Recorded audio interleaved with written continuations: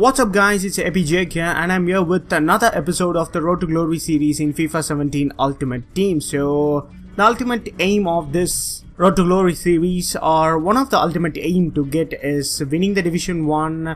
Of course, we need to reach the Division 1 to get into possible chance of getting a win in the Division 1. So this is me currently playing through the divisions, and we have made quite a big progress in the division so far. And in the last couple of episodes, we finally won the Division 6 and we made a very good run. If I can remember correctly, we won the Division 7, Division 6 title by just losing a game and drawing a game. So that is genuinely a very good form, which I most probably look to have in the higher end divisions. So this episode, what you're going to see is the full 10 games that I played in Division 5, and of course I managed to get into Division 4 by gaining myself a promotion, which is very good to see at the end of the Division 5 gameplay. So you're going to see the highlights of me playing that 10 full games in Division 5 and see my progress through it. So we started off really good there because I carried on a bit of momentum from the last episode, because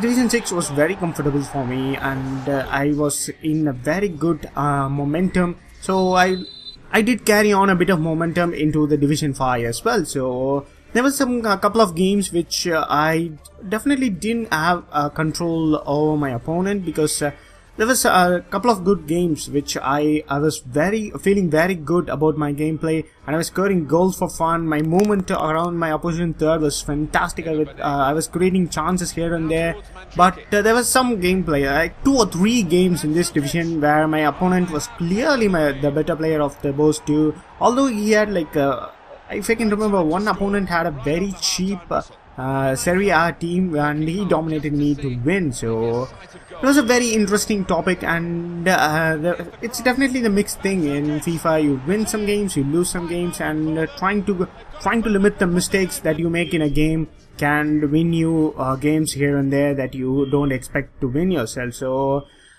that's it about the gameplay stuff, and I found a bit of luck in a couple of games, but overall this division was comfortably, I did pass on to the next division on a comfort zone. So that's what I decided to talk about. I made a couple of good changes while I was playing through the Division 5.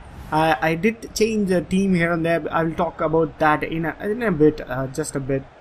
So the ultimate aim of this is to getting into the Division 1. So because you definitely know that there are only 2 ways to get into the FUT Champions Weekend League, and I did not qualify for the Weekend League. Still, it's 2 months gone and 2 monthly rewards are out, and it's getting a bit of desperate, and I'm keeping myself very calm and collective and going through the divisions.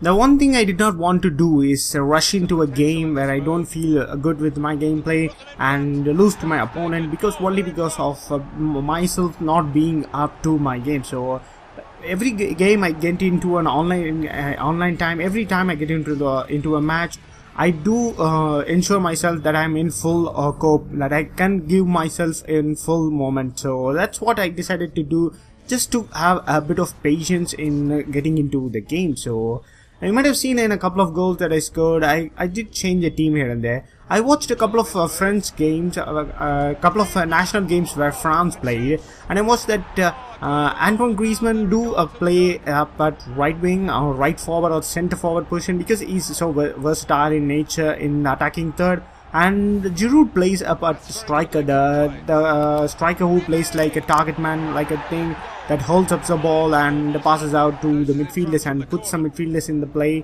in your game. So that's what I decided to do, and I had a bit of concept going on. So I did put Giroud up at striker, right forward was Sterling, and I did put Antoine Griezmann at left forward. He did get 5 chemistry because he gets a link. And I wanted to buy Koke because I sold Isco, because there were like a marquee matchup thing which did involve Real Madrid and Atletico Madrid players. So Isco's value was on the rise, so I bought him for like 10,000 coins when it was very early in FIFA 17, and I sold him like I remember like 5,500 coins, which were the highest price that I could sell him for. So made a bit of good at the situation. So I sold Isco. I bought Varane for One Nation squad builder, but I sold Varane. I did use in a couple of games. He was very decent, and I sold Varane eventually for a couple of coins. So like I think I bought him for like 3,000 coins, and I sold him for like 4,500 coins. So I made a bit of profit on it. So I was planning on to build left hand side the La Liga and right hand side the Barclays Premier League team. Because the players I bought currently, I don't want to switch Nathaniel Klein on the right hand side for right back from La Liga, because I don't think DeMarcus is the only right back that is good. Johan Fran is very decent and Carvajal not so good. So I want to keep Nathaniel Klein on the right hand side. So I needed to buy left back from Real Madrid. I don't want to put Fabio Coentrao. I tried him in the last couple of episodes. He was not that good. And I want to put Marcelo in there, and I want to put Koke in the left centre mid, and in the central centre mid I want to buy Schneiderlin as the defensive option, because Schneiderlin has got a very good defensive and physical stats, and he's got a bit lack of pace, but 60 pace is very decent for a centre defensive mid. So I want to apply an anchor card on him, which would make him a very good defensive midfielder. So this is what my plan for the squad for the times to come. As the marquee matchups involve a couple of players from Atletico Madrid and Real Madrid, their prices were quite high. So I want to eventually sit out after their marquee matchup completed. So after that I need to buy those players. So and I'm in talks of selling Antoine Griezmann to be able to afford Eden Hazard as well. So it's very interesting times in the club. There was definitely very different opinions in my thoughts. So I'm working on them.